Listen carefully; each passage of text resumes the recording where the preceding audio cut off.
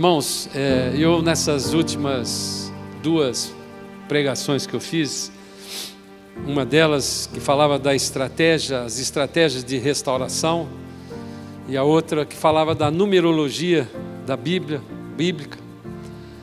Essas 2 mensagens, depois que eu fui prestar atenção, elas falam do controle de Deus. No fundo, o que essa mensagem mostra para nós essas mensagens mostram que Deus tem o controle completo de todas as coisas. Se Deus tem o controle completo de todas as coisas, essa pandemia está debaixo da vontade dEle. Se Deus tem o controle de todas as coisas e Ele tem as chaves da morte e do inferno, aqueles que foram ceifados por essa pandemia poderiam ter sido ceifados no momento que chegou deles por outra qualquer enfermidade, ou por outra qualquer incidente, ou por outra qualquer maneira. A morte para nós não tem nenhuma perspectiva igual à morte para Deus. Então, se eu tenho essa convicção, como eu tenho não só pregado, mas tenho vivido, de que Deus tem o controle em cada detalhe das nossas vidas. Ontem, a Raquel estava escalada para pregar hoje. E ela, na hora do almoço ontem, começou a ter uma dor muito forte no peito. E aquilo perdurou durante o dia todo. E eu fui orar e o Senhor falou para mim assim, não é nem Covid e não é nem coração. É a minha vontade, é o meu controle.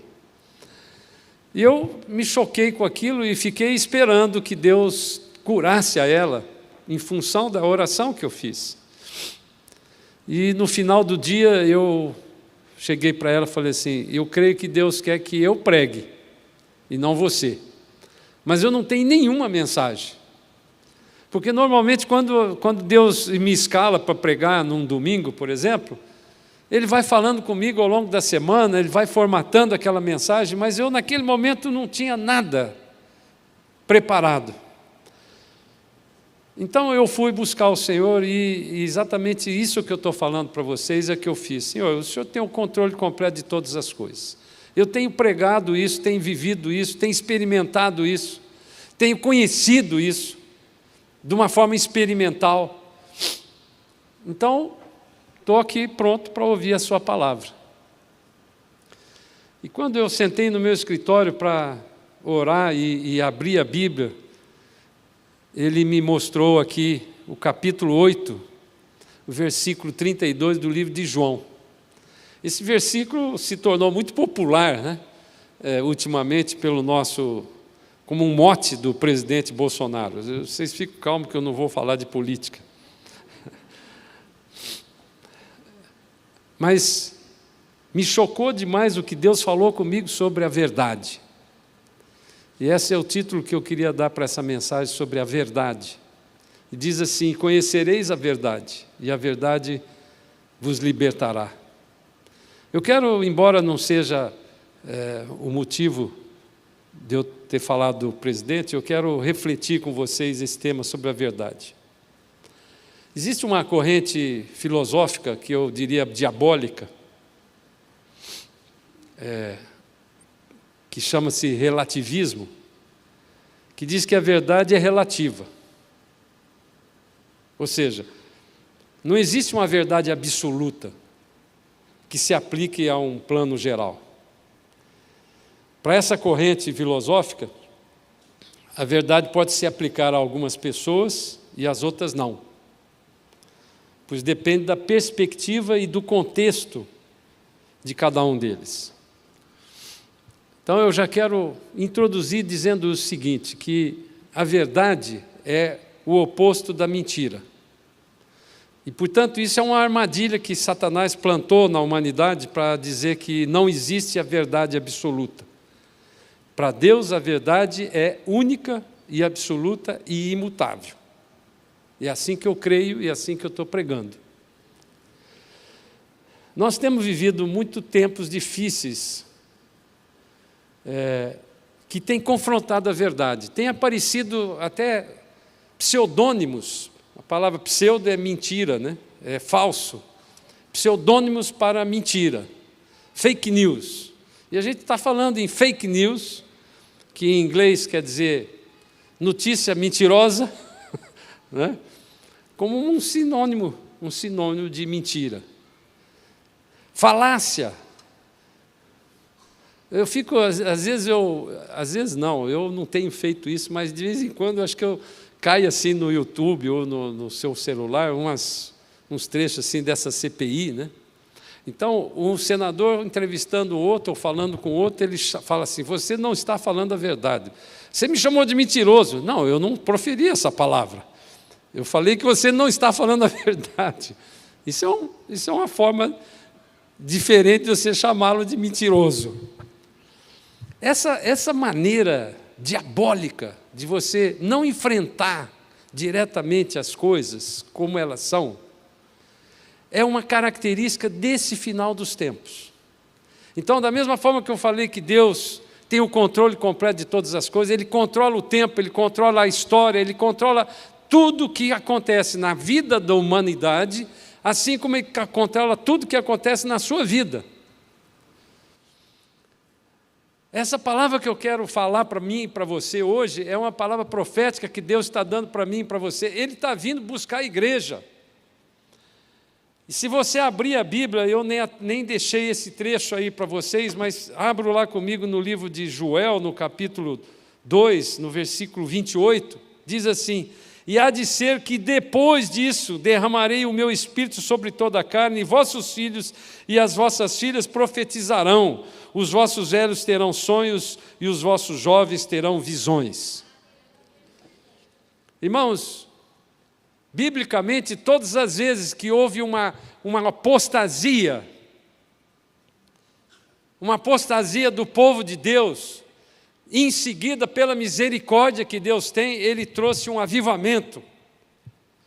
Deus está permitindo que essa pandemia aconteça no mundo todo, porque quando vier o derramamento prometido pela palavra de Deus para toda a terra, nós já vamos estar acostumados a isso, porque vai haver uma irresistível obra do Espírito Santo agindo no meio de cada um desses povos. Eu não sei qual é o país que vai começar, ou se vai começar ao mesmo tempo, mas eu creio que Deus vai fazer um derramamento urgente. Sabe por quê, irmãos? Pelo amor que Deus tem por mim e por você. A igreja como instituição no mundo todo, não é no Brasil, ela é uma igreja corrupta hoje. De uma forma sutil, Satanás foi colocando dentro da igreja coisas que são contrárias à palavra de Deus. E a igreja que tem sido pregada hoje, e a mensagem que tem sido pregada hoje na igreja é uma mensagem que gosta que os ouvidos da carne ouçam.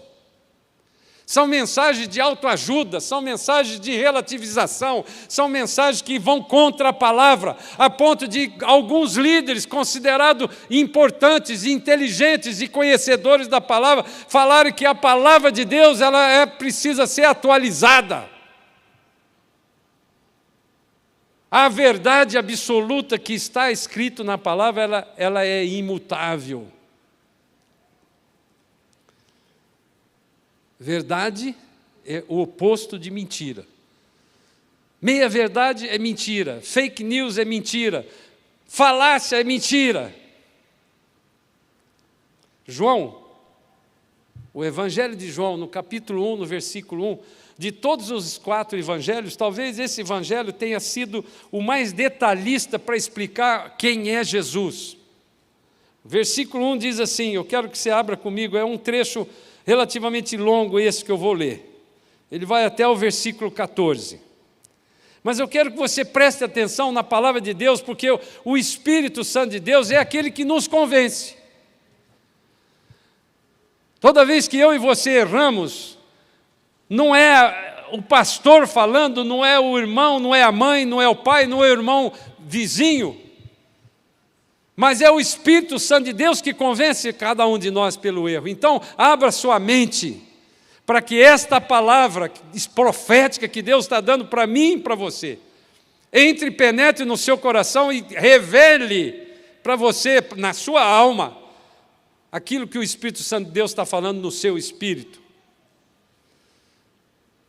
Jesus falou várias vezes na palavra de Deus, os apóstolos falaram escrevendo, Pedro, Paulo, dizendo que Jesus vem buscar uma igreja, no arrebatamento da igreja, e eu cada vez mais estou crendo, por incrível que pareça, de que a igreja não vai passar pela tribulação, porque a cabeça da igreja é Jesus, e ele não tem sentido, Jesus como homem, cabeça da igreja, passar numa tribulação terrível que vai acontecer sobre essa terra. Mas há uma incoerência para mim no meu coração, mas Deus hoje falou muito comigo sobre isso, e eu quero que o Espírito fale isso com você também. O amor de Deus é tão grande pelo homem, que Ele criou. Eu vi uma expressão hoje que me alegrou muito. Jesus é pai de filhos problemáticos. Todos nós somos filhos problemáticos, e Ele trata com cada um de nós da forma que Ele trata com cada um de nós. O amor de Deus é tão grande que Ele precisou prometer lá no livro de Joel que Ele iria derramar do Espírito Santo de Deus, que é aquele que nos convence da justiça, do juízo, de uma forma tal, endêmica e pandêmica. Quando vier esse derramamento, ele vai começar, mas não vai ficar localizado, como aconteceu, por exemplo, há 100 anos atrás, na Rua Azusa, lá no estado da Califórnia, nos Estados Unidos, que aquilo espalhou pelo mundo, mas de uma forma não pandêmica. Esta pandemia, no ponto de vista de uma doença, está mostrando para mim e para você que o Espírito Santo de Deus que vai ser derramado para a igreja, vai ser tão forte esse movimento, tão pandêmico, que nenhuma pessoa vai deixar de ouvir a palavra e se arrepender. O amor de Deus é que Ele quer, Ele é longânimo demais, Ele quer que a maior parte da humanidade experimente o arrebatamento. Irmãos, eu não estou falando de salvação. Eu fiz uma pregação há muito tempo atrás, a diferença do arrebatamento e salvação. O arrebatamento, isso não era o que eu ia pregar, mas Deus está falando comigo. O arrebatamento, irmãos, é uma coisa única. Nunca aconteceu na história da humanidade e nunca mais vai acontecer. Essa geração que vai experimentar o arrebatamento é uma geração única.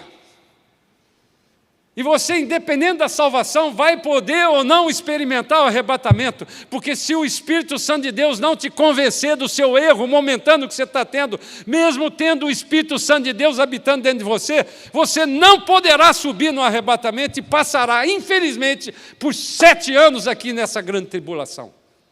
E aí sim, você vai experimentar a morte física para poder ir para o céu. Deus é tão bom que mesmo no arrebatamento vai haver milhares de conversões. Depois do arrebatamento, no milênio, quando Ele estiver presente, vai ter gente que ainda vai seguir Satanás, como diz lá no livro de Apocalipse, depois de 1000 anos. A natureza do homem é corrupta, não dá para você acertar com a sua carne. Então, o derramamento do Espírito que está vindo para o mundo, para toda a humanidade, é muito próximo para que Ele possa preparar o maior número possível daqueles que vão ser arrebatados. Amém, irmãos? Então, aqui, João, voltando aqui no capítulo 1, versículo 1 do livro de João, diz assim: no princípio era o verbo com letra maiúscula, que significa palavra. A palavra de Deus é o próprio Jesus. E o verbo estava com Deus e o verbo era Deus. Então aqui, João já introduz dizendo que Ele era, que Ele estava e que Ele era o próprio Deus. O próprio Deus, a segunda pessoa que se colocou como homem, se esvaziou completamente, como diz lá no Paulo no livro de Efésios. Ele diz assim que ele no capítulo 2 de Efésios, ele fala que ele se humilhou, ele se esvaziou a ponto de ter uma morte de cruz. Todas as coisas, no versículo 2 ele diz, ele estava no princípio com Deus, E todas as coisas foram feitas por intermédio dele, e sem ele nada do que foi feito se fez. Jesus, além dele ter esta atribuição da Trindade, a Trindade que é um Deus único, mas uma parte da Trindade tinha duas funções. Tem duas funções. Uma de criar todas as coisas. Ele era o arquiteto, o engenheiro de todas as coisas, tudo aquilo que está aí. Quando você olha com os detalhes, desde as coisas mais microscópicas, como as coisas maiores que tem, como o universo, foi desenhado e foi construído por ele. A vida, no versículo 4, agora ele começa falando, apresentando o que é Jesus. A vida estava nele, e a vida era a luz dos homens. Eu vou repetir, a vida estava nele e a vida era a luz dos homens. Duas coisas tem aqui que Jesus está sendo apresentado para mim e para você. Se você nunca ouviu quem é Jesus, eu uma vez tive essa experiência lá na China. Eu já contei isso em algum momento, mas vou repetir aqui para contextualizar. Tinha uma intérprete que estava nos traduzindo lá aquilo que eu estava vendo, e eu perguntei para ela sobre Jesus. Ela falou, quem é Jesus? Você já ouviu falar de Jesus? Não. Uma geração que começou em 1949, fizeram uma lavagem cerebral, que entrou o comunismo na China e daí para frente, em nenhum momento mais eles foram apresentados para esse Jesus. Mas saiba você, irmãos, que o Espírito Santo de Deus, ele vai buscar até mesmo aqueles que foram feitos lavagem cerebral. A maior igreja oculta desse mundo está na China. Dizem algumas pessoas que tem mais de 200 milhões de cristãos na China. Deus nunca deixou o seu povo, aquele que tem o coração, que tem vontade de buscar o Senhor, seja o índio, seja o africano, seja o comunista, ele vai buscar porque o Espírito Santo de Deus é aquele que nos convence. E se nós, por exemplo, tivéssemos entendimento de que eu posso ter milhares de Bíblias à minha disposição, então todo mundo aqui no Brasil seria crente. A liberdade que Deus tem nos dado, e esse é um privilégio que o Brasil tem para poder pregar e ouvir a palavra de Deus, não sei por quanto tempo isso ainda vai perdurar. Não é por isso que você, tendo disponibilidade, ouvindo a televisão, ouvindo a internet, falando de Jesus, todos são convencidos. Então aqui, o versículo 4, ele diz duas coisas apresentando Jesus para mim e para você. Ele é a vida e ele é a luz dos homens. E ele continua explicando no versículo 5, a luz resplandece nas trevas, e as trevas não prevaleceram contra ela. Guarda esse verbo prevalecer, que mais para frente eu vou falar alguma coisa dele.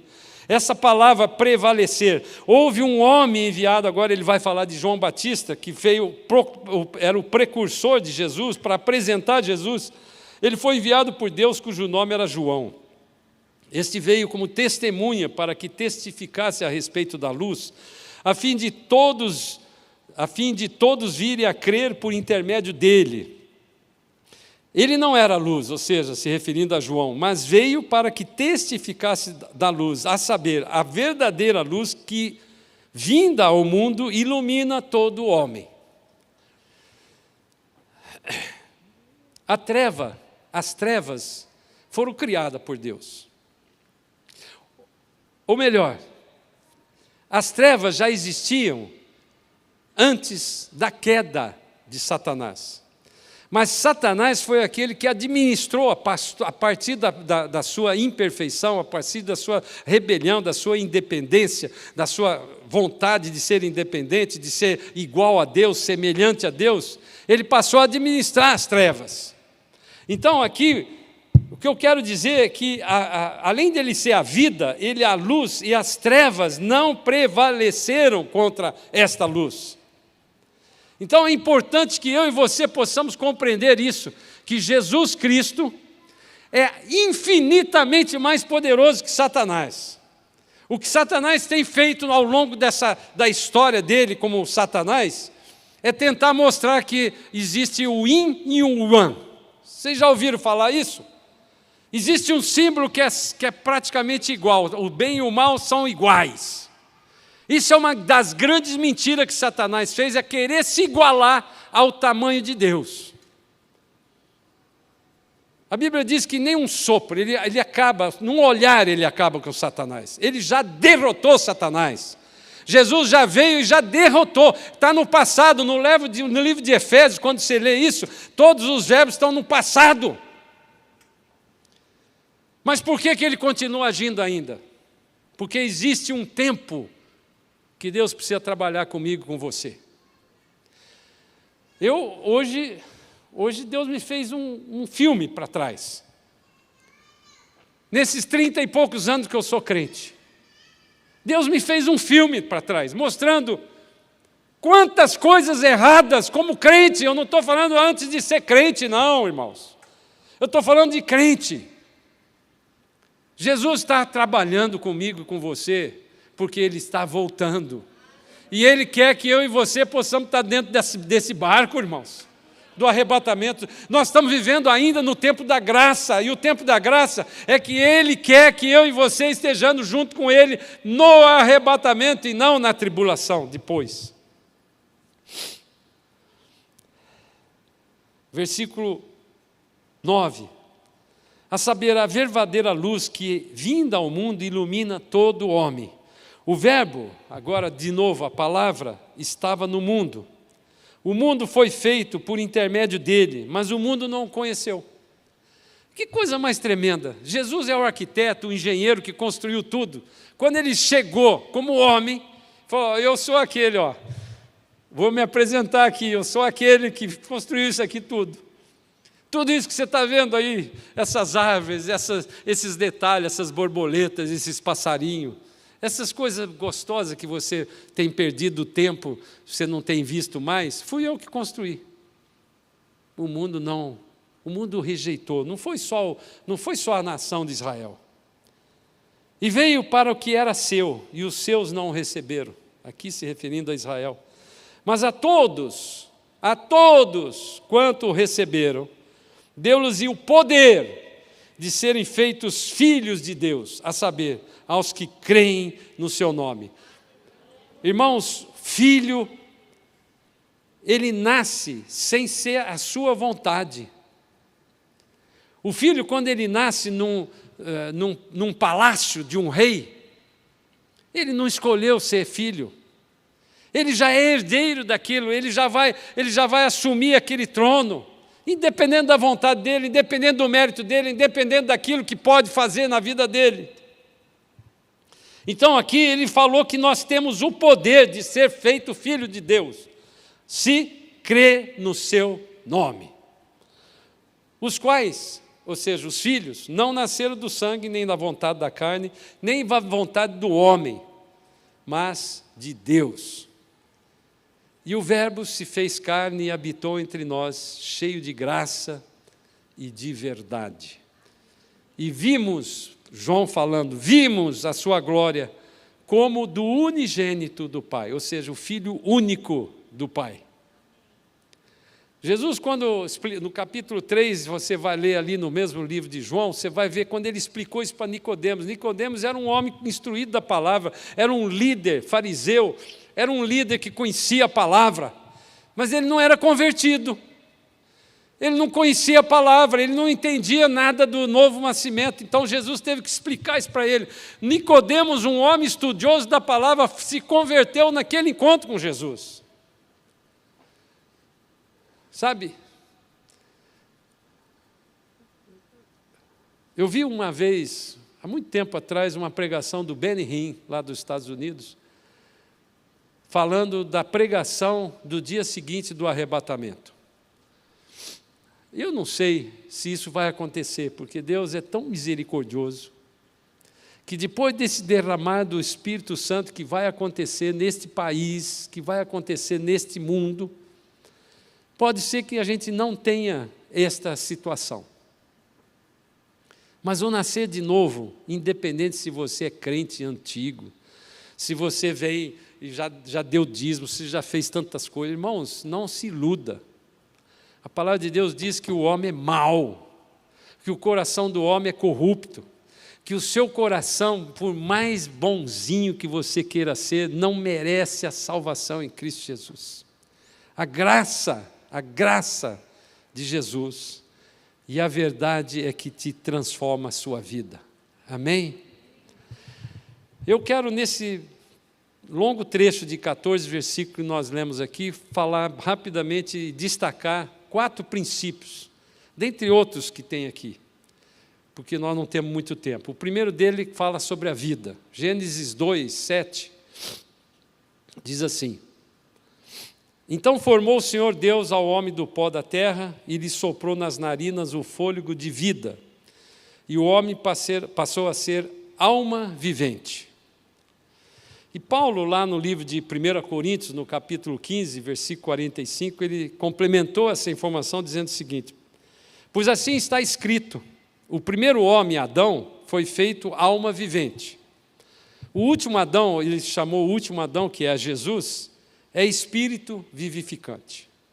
Ele faz aqui uma distinção do Adão sem o pecado e de Jesus, que é um espírito vivificante. Parece que são as duas coisas, mas não são. O grego, a língua grega, volto a falar, não falo a língua grega, mas estudo ela, e ela é muito prolixa.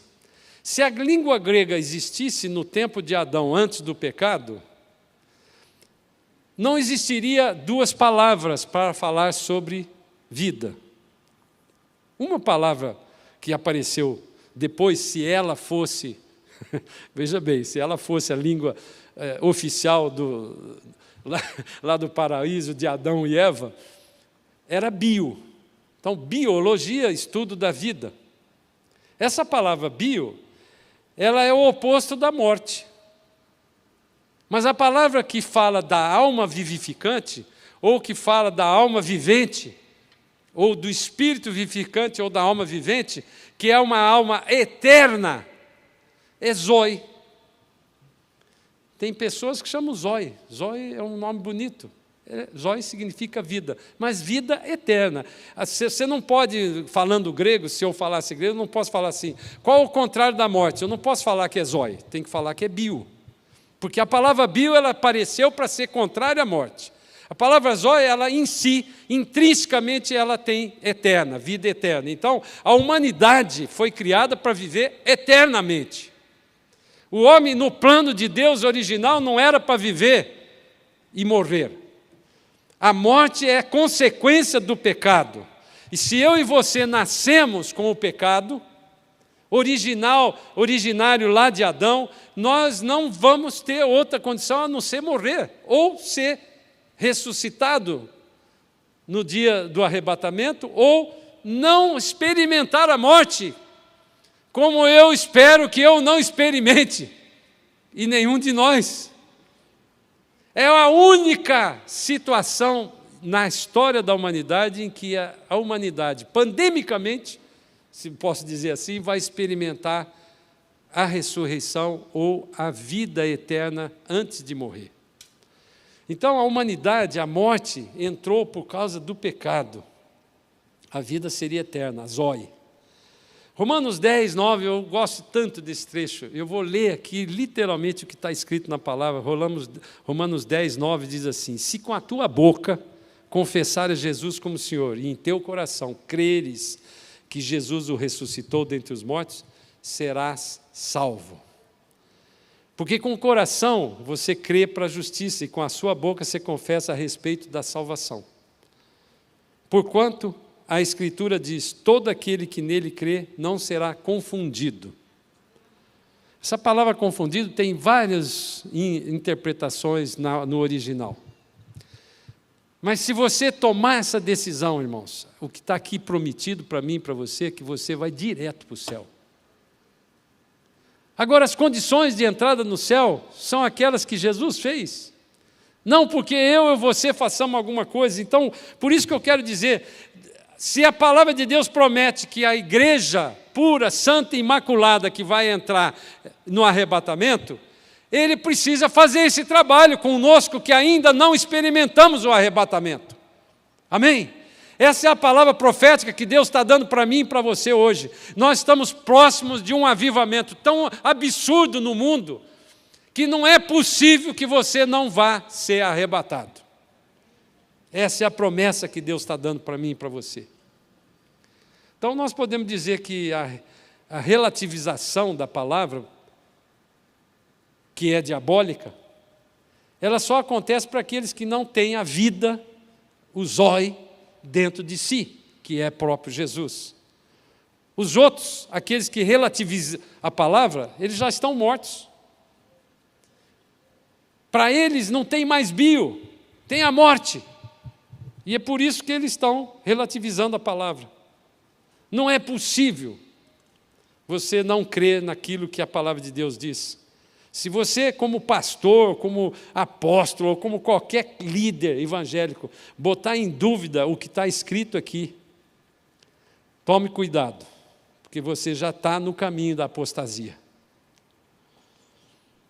Espero que não esteja falando com nenhum de vocês que estão nos vendo, que estão aqui hoje presencial e que estão nos vendo pelo YouTube. Mas essa palavra é uma palavra profética que eu estou dando na boca do Senhor para aqueles que estão relativizando a palavra. Segundo princípio que está nesse trecho é que Jesus é a luz do mundo. E eu pedi para vocês colocarem em evidência essa palavra não prevaleceram. Lá no grego ela é uma palavra feia chamada katalambano. Katalambano, ela tem 3 sentidos que pode ser traduzida. O primeiro sentido, que diz que é no versículo 5, diz que as trevas não prevaleceram contra ela, ou seja, contra a luz. O primeiro sentido dessa palavra katalambano é conquista. Então eu poderia traduzir: as trevas não conquistaram a luz. O segundo sentido é perceber. As trevas não percebem a luz. Irmãos, quem está nas trevas, ele não compreende o que eu e você estamos falando. O Espírito Santo de Deus, que ainda não entrou naquele que não está na luz, se ele não o convencer, ele vai direto para o inferno. Por isso que o amor de Deus é incompreensível para nós. Por isso que eu gostei dessa expressão de que Deus, ou Jesus, ele é o pai de filhos problemáticos. Mesmo aquele que ainda não está com o seu nome escrito no livro da vida, perante Deus ele tem a mesma maneira de pensar, porque ele quer que a maior parte daqueles que ele criou, da humanidade, sejam salvos. E o terceiro sentido dessa palavra katalambano em grego é que as trevas não apagam a luz. Irmãos, onde entrar um restinho de luz, um pequenininho pedaço de luz, as trevas apagam ali. Por mais que você seja crente desviado, se o Espírito Santo de Deus habita dentro de você, se um dia você declarou com a sua boca, se você não conhece a palavra, você está no começo, assim. Estou vendo aquele casal, Rafael e Rayane aqui. Eu me lembro o dia que a Rayane foi dar um testemunho da conversão dela. Rafael já era crente. Se naquele primeiro dia, Rayane, tivesse vindo Jesus chamar a igreja, você estava dentro do barco, sem nenhuma obra para fazer. Entenda isso, que o trabalho que Jesus fez na minha e na sua vida é completo. Mas para experimentar o arrebatamento, ele vai trabalhar com a igreja e tem trabalhado. Se eu e você estamos passando alguns perrengues na nossa vida, louve a Deus, porque Ele, como Pai, está corrigindo o filho. Eu não sei você, alguns filhos foram muito rebeldes com seus pais. Outros foram muito obedientes com seus pais. Eu tenho 3 filhos, e eu sei identificar cada um dos 3 filhos, como cada um reage com as coisas. E Deus conhece a cada um de nós da mesma forma. Aqueles que são menos rebeldes, eu estou falando menos, porque todos nós temos um pouquinho de rebeldia dentro de nós. E rebeldia é um dos pecados mais horríveis que tem na palavra de Deus, que ele é contra, porque começou com Satanás. Então, esse princípio aqui, o homem carrega dentro dele hoje o Espírito Santo de Deus, que tem vida e tem luz. Se você entrar num lugar, mesmo você não sendo nada, você não conhecendo nada, mas logo depois da sua conversão, essa luz vai incomodar as trevas. Eu experimentei isso no início da minha conversão. Um dia, sentado num hotel aqui, eu não morava aqui, eu estava visitando aqui, fazendo uma reunião, sentado, eu encontrei no bar, eu vi lá o Johnny Alf. Johnny Alf estava tocando no bar que eu estava lá, um pianista de jazz, bossa nova. E eu, quando soube que ele estava lá, eu desci. Eu encontro um colega meu, da mesma empresa que eu trabalhava, já com 1 litro de uísque aberto. E ele tinha sabido que eu tinha me convertido. E eu sentei, e ele, obviamente, me ofereceu o uísque. Eu falei, não, obrigado, não quero. E ele olhou para mim e falou assim, você se acha melhor que eu porque você não bebe mais? A luz incomoda as trevas, irmãos. Eu não tinha pensado nada disso. Eu tinha largado eu tomava uísque mais que ele. Mas no dia que o Espírito Santo de Deus, um dos milagres que ele fez, que ele me atingiu, foi tirar aquilo tudo. Joguei tudo fora, porque eu não queria vender o uísque, porque se não serve para mim, não vai servir para o outro.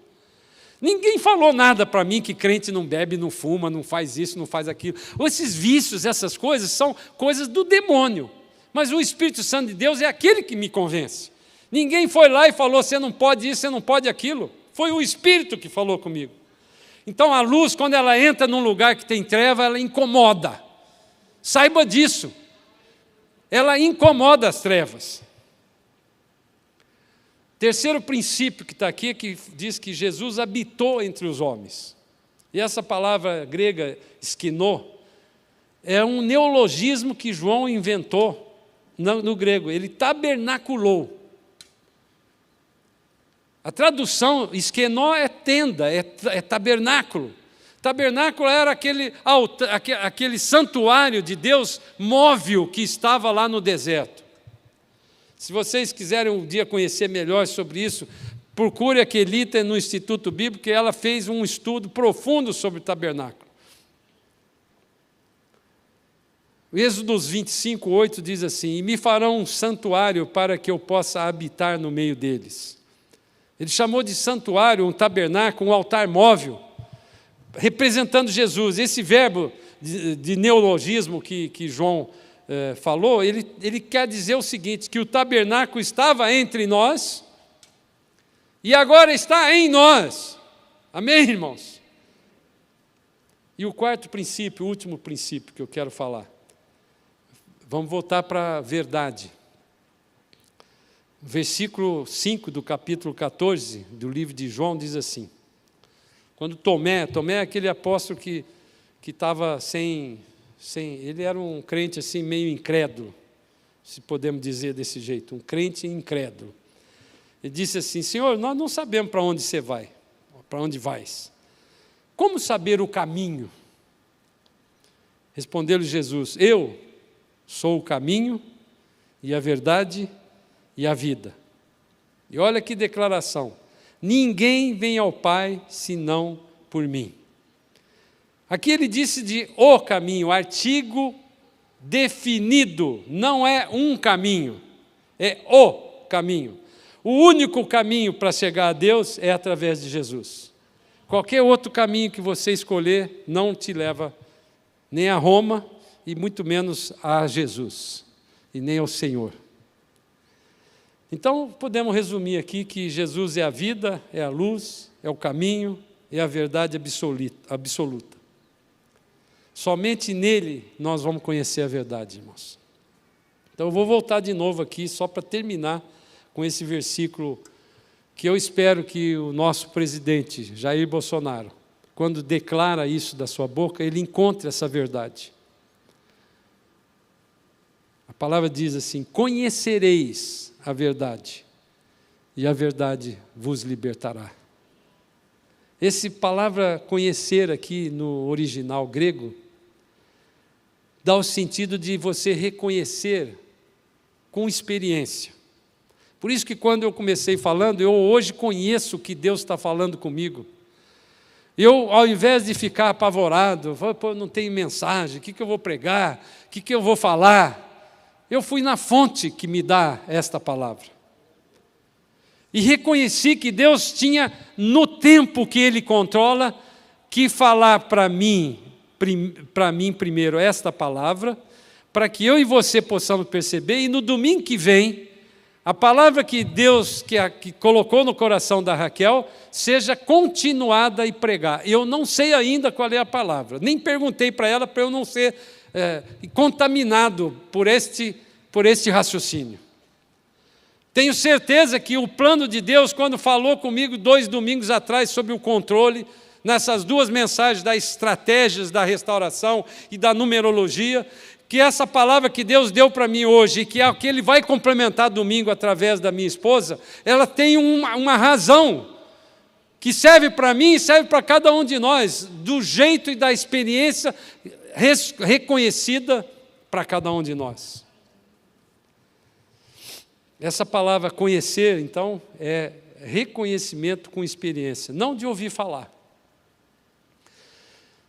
Eu já tive algumas experiências quando eu estou evangelizando algumas pessoas, eu falo assim, você conhece a Jesus?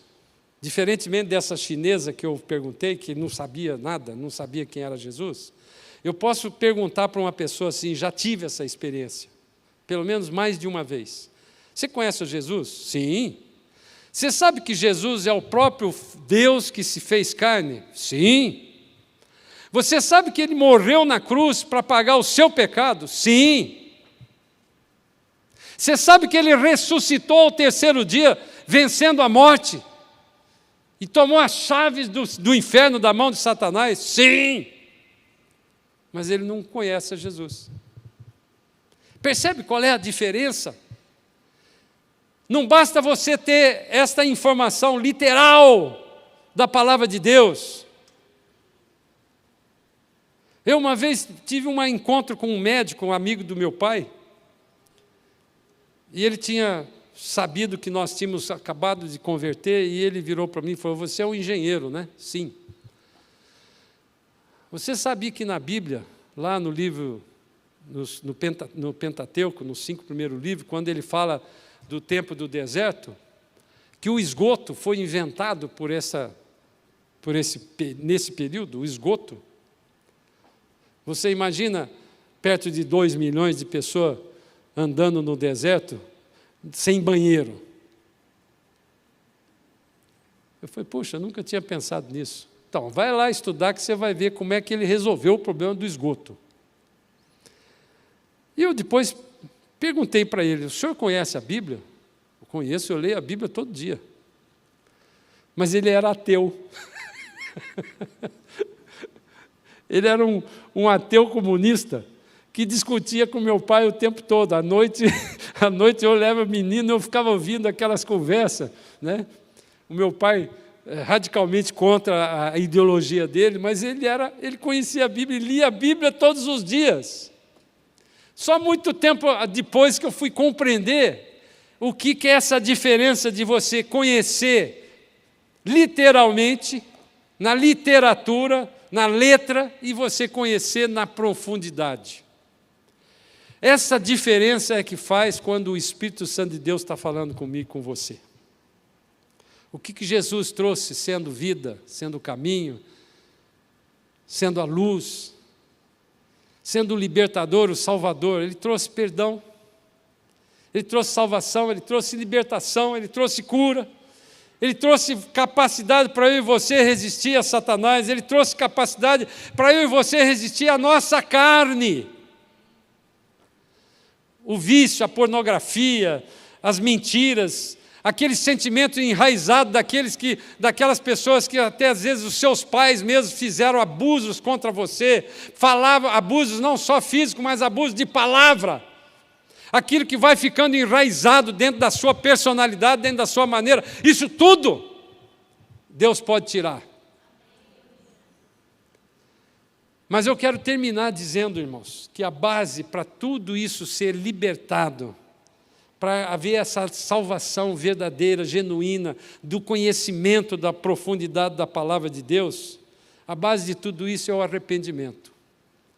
Não só aquele arrependimento para alcançar a salvação. O crente, depois que ele se converte, ele precisa continuar exercitando o arrependimento. Porque a falta de arrependimento pelos seus erros, você não está reconhecendo aquilo que o Espírito Santo de Deus está falando para você. E você só corrige aquilo que está de errado na minha e na sua vida se você entender que você está errado e se arrepender. Aí ele dá o passo. Há um processo que às vezes vem tudo no mesmo pacote quando você e eu convertemos. Quando Paulo fala lá no capítulo 10, versículo 9, ele fala assim, que você declarar com a sua boca, ele quer dizer também o pacote completo. Ou seja, não basta você declarar, mas tem que, quando declara, crer que Ele vai fazer tudo se você se arrepender. A sua parte é o arrependimento. Sem o arrependimento não há salvação. Jesus veio buscar uma igreja pura, santa, imaculada, irrepreensível. Vai haver uma necessidade de um avivamento. Se você olhar a igreja, se você olhar a sua vida, não precisa olhar para o seu vizinho, não, que essa é a tendência nossa. Não precisa olhar para a sua mulher, não precisa olhar para o seu filho, não precisa olhar para alguém que você fala, aquele lá precisava estar aqui agora para ouvir essa palavra. Eu já vi várias vezes, várias manifestações dessas assim. Pastor, a sua palavra foi uma bênção. Meu marido precisava estar lá para ouvir.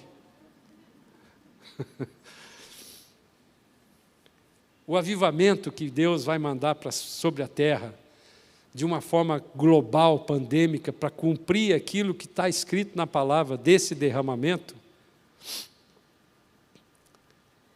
E quando Pedro fez aquele discurso, se não me engano, o segundo discurso, ou o primeiro, não lembro mais, e que converteram 3.000 pessoas lá no livro de Atos, e que ele citou exatamente essa passagem que nós lemos hoje de Joel 2, do derramamento, ele estava se referindo a um cumprimento duplo que tem. Várias passagens bíblicas têm cumprimento duplo, ocorre naquela época e ocorre depois. Mas quando aqui está dizendo que esse Espírito será sobre toda a carne, ele vai derramar sobre cada um de nós, em toda a humanidade, uma infusão desse Espírito de uma forma tão poderosa que as pessoas vão se dobrar para o poder de Deus.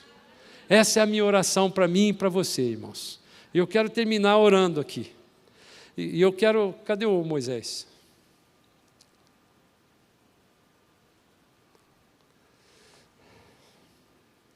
Meu Johnny Alf. Melhor que o Johnny Alf, viu? Não só no talento, mas no espírito. Principalmente no espírito. Sabe, irmãos, hoje eu experimentei aqui na igreja um clima diferente. Tenho certeza que vocês também experimentaram isso. Estavam programados 3 louvores, mais um do dízimo. Mas o Espírito Santo levou Moisés, impulsionado pelo mesmo Espírito que estava falando com o Júnior, a tocar mais um louvor. E eu olhando a vocês aqui, e infelizmente não posso ver aqueles que estão no YouTube, tenho certeza que esse clima do Espírito que está aqui reinando, está falando comigo, com você, para que você se arrependa desse pecado escondido. Eu citei alguns aqui, está cheio de crente com vício, que não consegue se libertar. Alguns nem querem. Quando Deus falou para Caim, cabe a ti ir contra o pecado, administrar o pecado, Ele está falando comigo, com você hoje. Se você hoje tem tanta facilidade de olhar a mulher nua, de pornografia, cabe a ti resistir a isso, porque a sua carne, a sua vontade é disso. Não tem nada de errado nisso. O que tem de errado é você querer isso. Não tem nada de errado, que eu quero dizer, com a sua carne, porque ela já é corrupta mesmo. Não queira achar que você tem uma vida santinha pela sua natureza, porque a sua natureza é corrupta. A sua vontade é de fazer as coisas erradas, e Paulo fala isso no livro de Romanos: tudo que eu quero fazer eu não consigo. O meu espírito é aquele que tem que comandar a minha carne. E isso depende de uma atitude minha e sua. É uma decisão minha e sua, irmãos. Se você quer experimentar essa coisa sobrenatural que é andar com o Senhor, conhecer o Senhor naquele aspecto da intimidade, você tem que ser dominado pelo Espírito.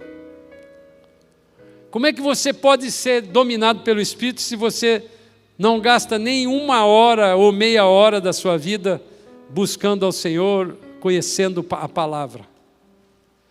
Eu, infelizmente, vou dizer uma coisa assim: eu acho que um percentual, eu nem vou dizer quanto, porque eu posso estar chutando para menos. Um percentual muito grande de crente não conhece a palavra nada, porque não lê, porque não busca.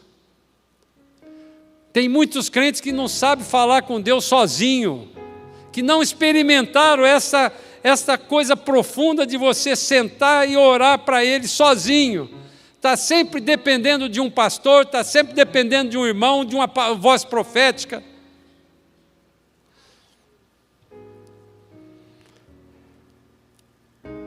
A minha oração agora, irmãos, como seu pastor e como ovelha do Senhor, estou fazendo essa oração para mim e para você. Eu não tenho nenhuma diferença de vocês, nada. É que esse espírito de arrependimento que vai cair sobre a terra, e que já está caindo sobre a terra, porque se Deus está fazendo com que pregadores queiram pregar a mensagem do arrependimento como verdade, diferentemente de outros pregadores que querem pregar a mensagem de declara, não estou dizendo que está errado isso, declara com a sua boca: você é poderoso, você não é a cauda, você é a cabeça. Tudo isso é verdade. Mas o que a palavra de Deus está querendo dizer para mim e para você é que depois da apostasia vem o avivamento.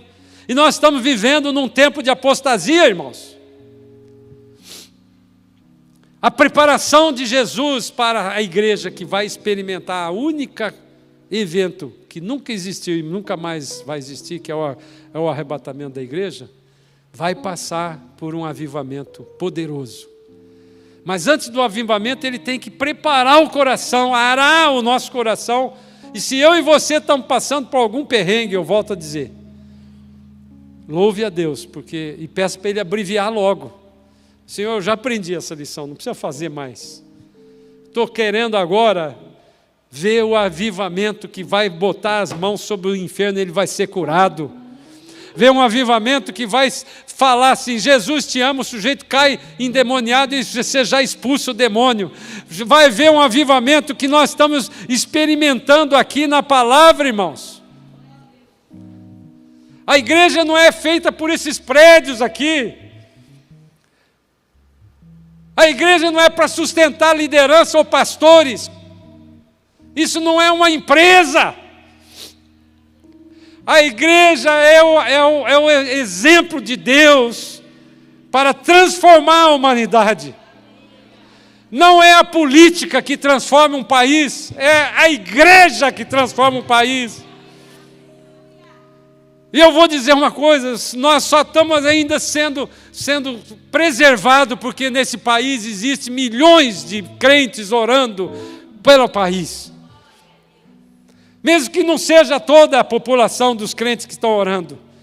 Mas se tiver 7 mil, como diz a palavra, orando, nós vamos sustentar esse país, irmãos. Creia nisso.